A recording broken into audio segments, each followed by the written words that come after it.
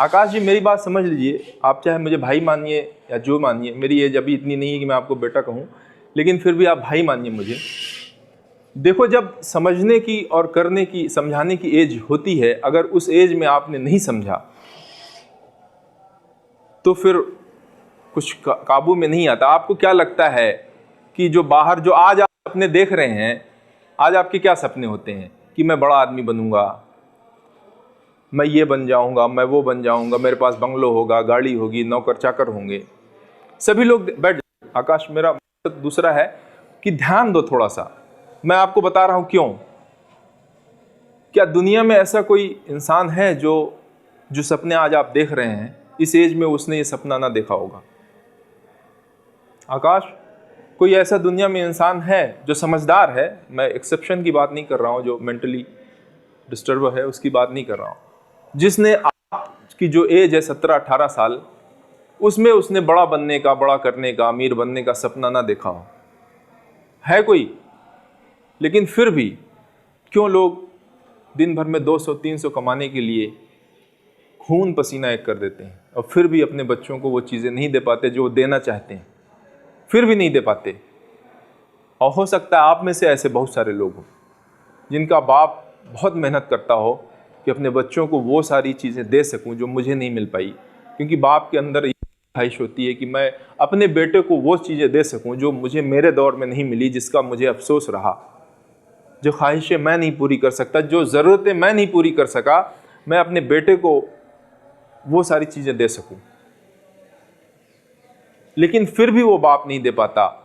उसको भी इस बात का बहुत दुख होता है कि यार, मैं अपने बच्चों की ख्वाहिशों को 10,000 20,000 का मोबाइल, जो आज की उसमें एक ट्रेंड है, जो शायद नहीं मिलता है, तो कई बार आपकी एज में लोग नाराज़ हो जाते हैं। तो कई बार बाप से और माँ से नाराज़ हो जाते हैं हम लोग। और आपको क्या लगता है, उस बाप को भी तकलीफ होती होगी। अगर आपकी डिज़ायर, वो जो इच्छा है, वो जेन्युइन है कि आज की डेट में 18 साल के बच्चे या बच्ची के पास एक मोबाइल होना चाहिए, अगर वो नहीं दे पाता फाइनेंशियल कंडीशन की वजह से, तो उसको भी बहुत दुख होता होगा। दुख होता है, लेकिन वो नहीं कर पाता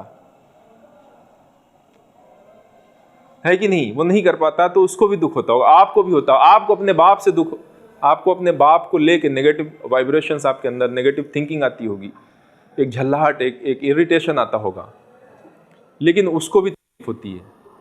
अगर जायज़ है तो आपकी डिज़ायर जो है वो वाकई में आपको ज़रूरत है उसकी, तो मैं यही कहना चाह रहा था कि जिस स्टेज में, जिस एज में उसको जो काम करना चाहिए था, जो बातें समझनी चाहिए थी, जो सीखनी चाहिए थी, उसने नहीं सीखा, नहीं समझा। इसलिए हालात ऐसे आए कि उसको दिहाड़ी पे काम करना पड़ा, उसको अपने बच्चे की ख्वाहिशों को मारना पड़ा, दबाना पड़ा, अपनी ख्वाहिशों को, जो अपनी ज़रूरतें हैं, उसको भी मारना पड़ा, उसका भी गला घोटना पड़ा। लेकिन उसने भी सपना देखा था अपनी एज में कि मैं भी बड़ा बनूं, मैं भी अमीर बनूं। तो ये उम्र है समझने की। ठीक है, सिर्फ सपने देखने से अगर कोई बड़ा बन जाता तो फिर तो क्या कहने। सपने देखने के बाद बहुत सारी चीज़ें हैं, बहुत सारे स्टेप्स हैं, लेकिन हाँ, इनिशियल स्टेप जो है वो यही है कि आप उसको जो भी नाम दीजिए, सपना कह दीजिए, ड्रीम कह दीजिए, गोल कह दीजिए, लक्ष्य कह दीजिए, वो स्टार्टिंग पॉइंट होता है। किसी भी चीज़ की जो स्टार्टिंग पॉइंट होती है वो सोच होती है।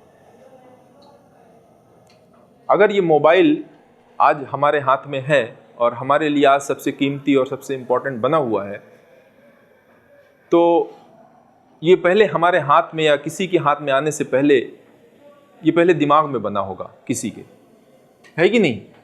पहले इसकी पूरी डिज़ाइन, एरोप्लेन है, जो भी है, पंखा है, पहले इसकी डिज़ाइन अंदर बनी होगी, इसकी स्टार्टिंग, इसकी बुनियाद, इसकी शुरुआत अंदर बनी होगी।